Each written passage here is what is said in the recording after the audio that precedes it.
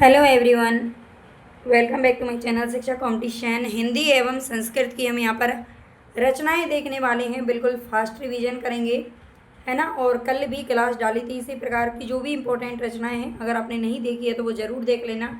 और ये भी क्लास आपकी काफ़ी महत्वपूर्ण रहने वाली है, जो चुटकियों में आपको रचनाएँ याद हो जाएंगी। तो चलेंगे हम फटाफट से अपनी क्लास की तरफ बिना देरी किए।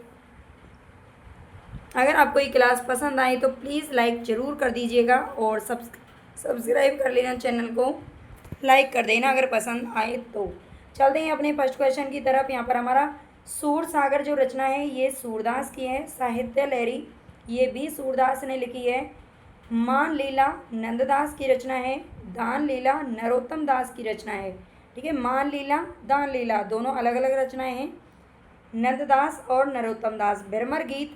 बिरमर गीत लिखा है सूरदास ने। भंवर गीत लिखा है नंददास ने। और भंवर दूत नाम से लिखा है सत्यनारायण कवि रत्न ने। यहाँ पर देख लीजिए, तीनों बड़ी ही कन्फ्यूजन करने वाली रचनाएं होती हैं इस प्रकार की, जिनके नाम बिल्कुल एक जैसे लगते हैं। तो ये बिरमर गीत परंपरा में जो लिखा गया है, ये तीनों अलग अलग लोगों ने अलग अलग नाम से लिखा है। साखी ये कबीरदास की रचना है। साखी सबद रमेनी। रामायण की बात करें तो यहाँ पर ये वाल्मीकि की रचना है। रामायण वाल्मीकि के द्वारा जो लिखी गई थी वो संस्कृत भाषा में लिखी गई थी। आगे आता है भगवद गीता, वेद व्यास के द्वारा लिखी गई है। मृच कटिकम ये सूत्रक के द्वारा लिखी गई है। ठीक है, इसमें संस्कृत की कुछ रचनाएं आपको देखने को मिलेंगी जो कि बहुत ही इंपॉर्टेंट हैं। इसके बाद फिर हम हिंदी के देखेंगे। मिर्च कटिकम सूत्रक की रचना है। मनु स्मृति मनु ने लिखी है। ठीक है, मनु स्मृति आजकल बहुत चर्चा में रहती है। मनु स्मृति। अभिज्ञान शाकुंतलम ये कालिदास ने लिखा है। महाभाष्य ये पतंजलि की रचना है। महाभाष्य पतंजलि एक योग आचार्य थे। ठीक है, ये ध्यान रखना है। और जो पतंजलि ने ही योग शुरू किया था, और यहाँ पर ये जो रामदेव हैं जिनका नाम हम सुनते रहते हैं, इनके गुरु भी पतंजलि थे। रघुवंश ये कालिदास का नाटक है। मेघदूत ये भी कालिदास का है। मालती माधव भवभूति ने लिखा है। मालती माधव। कुमार संभव ये भी कालिदास का है। कामसूत्र ये वात्स्यायन ने लिखा है। ठीक है, कामसूत्र किसकी रचना है तो वात्स्यायन की रचना है। आगे यहाँ पर है हमारा बुद्ध चरितम अश्वघोष ने लिखा है। नीति शतक भर्तहरि ने लिखा है। नीति शतक। पंचतंत्र हितोपदेश ये विष्णु शर्मा की रचना है। पंचतंत्र हितोपदेश। रत्नावली की बात करें तो ये हर्षवर्धन ने लिखा है। रत्नावली। आगे यहाँ पर मुद्रा राक्षस जो नाटक है ये विशाख दत्त ने लिखा है ना। विशाख रत्न नहीं है, विशाख दत्त इनका नाम है। आगे विक्रमांक देव चरितम ये बिल्हा कवि ने लिखा है ना। बिल्हा नामक संस्कृत के कोई आचार्य रहे होंगे। विक्रमांक देव चरितम। कादम्बरी की बात करें तो ये बाणभट्ट की रचना है। ऋतुसंहार ये कालिदास ने लिखा है। कीर्ति कौमुदी सोमेश्वर की रचना है। आगे आता है हमारा नेस्दीय चरितम श्रीहर्ष ने लिखा है। काव्य मीमांसा राजशेखर की रचना है। किराता अर्जुनियम भारवी की रचना है। 10 कुमार चरितम दंडी ने लिखा है। ठीक है, 10 कुमार चरितम, इसमें 10 राजकुमारों का जो जीवन है वो वर्णित यहाँ पर किया गया है। अवंती सुंदरी ये भी दंडी की रचना है। 10 कुमार चरितम और अवंती सुंदरी दोनों ध्यान रखना है। आगे आता है हमारा उत्तर रामचरित जो कि करुण रस में लिखा गया है। ये भी भवभूति की रचना है। मालती माधव और उत्तर रामचरितम। झंकार की बात करें तो ये मैथिली शरण गुप्त की रचना है। झंकार। जयद्रथ वध ये भी मैथिली शरण गुप्त ने लिखा है। इनको हिंदी का राष्ट्रीय कवि भी कहा जाता है। दद्दा के नाम से भी इनको जाना जाता था। और नाट्य शास्त्र की बात करें तो ये भरतमुनि की रचना है। नाट्य शास्त्र। हमारा आगे है काव्य प्रकाश ये मम्मट की रचना है, जो कि भारतीय काव्य शास्त्र के विद्वान रहे हैं। काव्य प्रकाश मम्मट ने लिखा है। साहित्य दर्पण ये विश्वनाथ की रचना है। काव्य अलंकार भामा की रचना है। ठीक है, काव्य अलंकार किसकी है तो भामा की रचना है। पृथ्वीराज रासो ये चंद बरदाई ने लिखा है। अगर आपको लग रहा है थोड़ी सी भी क्लास आपके लिए इम्पोर्टेंट है ना, आपके लिए यूज़फुल है, तो प्लीज़ चैनल को सब्सक्राइब जरूर करें भाई, सभी बच्चे हैं ना। और ज़्यादा से ज़्यादा शेयर करें क्लास को। और आप मुझे कमेंट में बता भी सकते हो कि आपको किस टॉपिक पर क्लास चाहिए, है ना। हिंदी साहित्य, हिंदी व्याकरण कोई भी हो, है ना। हिंदी साहित्य में आप पहले मुझे बता दीजिए, अभी वही चल रहा है। बीसलदेव रासो नरपति नाले की रचना है।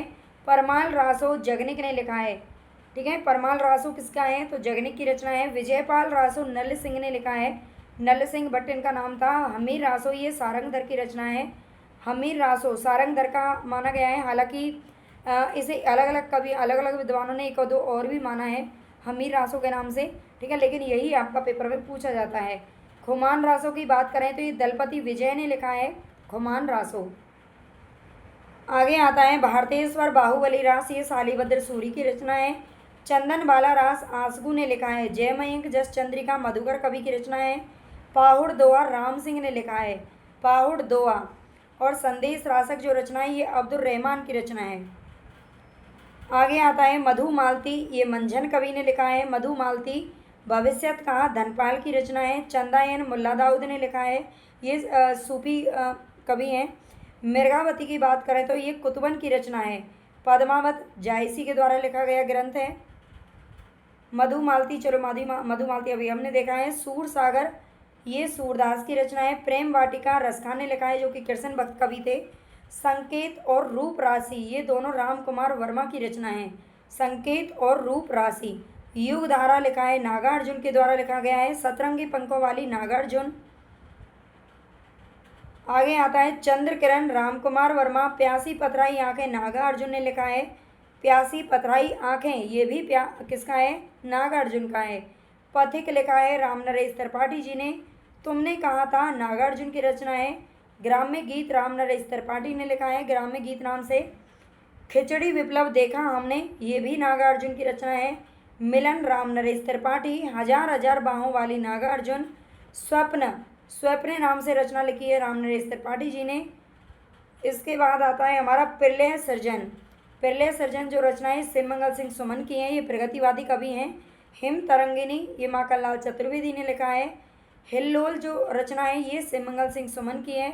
वेणु लो गूंजे धरा ये माखनलाल चतुर्वेदी ने लिखा है। जीवन के गान ये भी शिवमंगल सिंह सुमन की रचना है।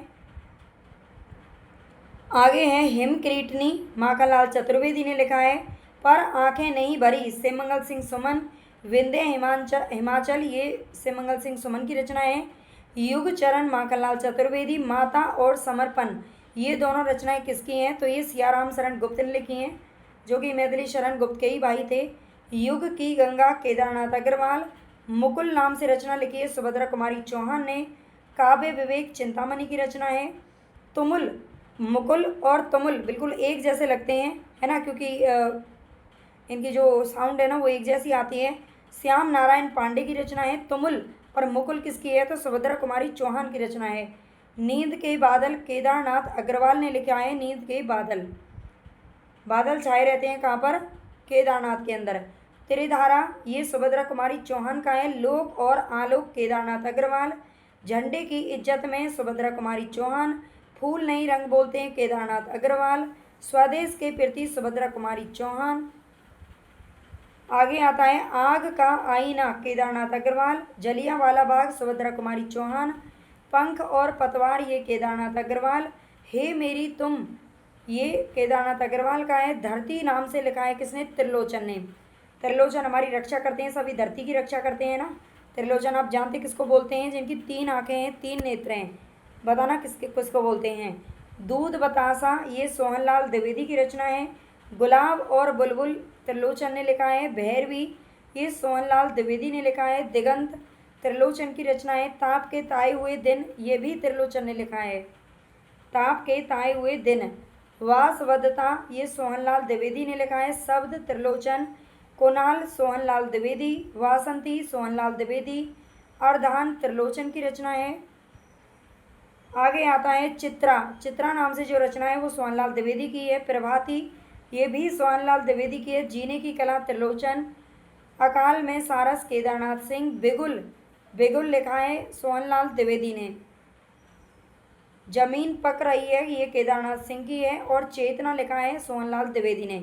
आज हमें यहाँ पर कुछ ऐसे कवि थे जिनकी कई कई रचनाएं देखने को मिली, है ना, और अलग अलग जो क्लासेस हैं उनमें थोड़ी अलग अलग तरीके की रचनाएं रहती हैं। और उनमें ये भी बता देती हूँ मैं कि कौन सा ये विधा है ना। हालांकि आज थोड़ा जल्दबाजी में क्लास में बना करके लेके आई थी, लेकिन इम्पॉर्टेंट है। और इनकी अगर आपको पीडीएफ चाहिए, देखो पीडीएफ के लिए मैं बता दूं आपको, मैं कमेंट बॉक्स में लिंक डाल दूंगी एप्लीकेशन आप डाउनलोड कर लेना। और केवल 41 रुपये पे करके, केवल 41 रुपये पे करके, है ना। केवल आज के लिए 41 है, मैं कल से इनका रेट बढ़ा दूँगी, है ना, मतलब बढ़ जाएगा अपने आप ही, मैं नहीं बढ़ाऊँगी। और 41 रुपये यहाँ से आप इनको इसमें 2000 प्रश्न यानी कि 2000 से 2500 क्वेश्चन तक मैं अभी इसमें ऐड कर चुकी हूँ। ठीक है, बहुत ही अच्छे हिंदी साहित्य के प्रश्न हैं और इसमें सभी गद्य विधाओं के भी प्रश्न हैं, उपन्यास, निबंध, कहानी, बहुत ही वन लाइनर, बहुत मोस्ट इम्पॉर्टेंट इसमें क्वेश्चन मिलेंगे आपको, है ना। और इसमें बहुत जल्दी मेरा इरादा है 5000 तक इसको पहुंचाने का, है ना। लेकिन इसकी जब कीमत बढ़ जाएगी आपकी 100 रुपये, है ना। अभी कीमत इतनी ही रहे और बाद में आपके ये जोड़ तो जाएंगे लेकिन आपको तो कीमत में इतने में ही मिल जाएगा। अगर आप चाहें तो आज ही ये डाउनलोड ऐप को डाउनलोड करके आप वहाँ से ले सकते हो। ठीक है, सबकी PDF आपको मिल जाएगी। और आपको क्लास पसंद आई तो प्लीज़ सब्सक्राइब जरूर करना और शेयर करना अपने सभी दोस्तों के साथ में।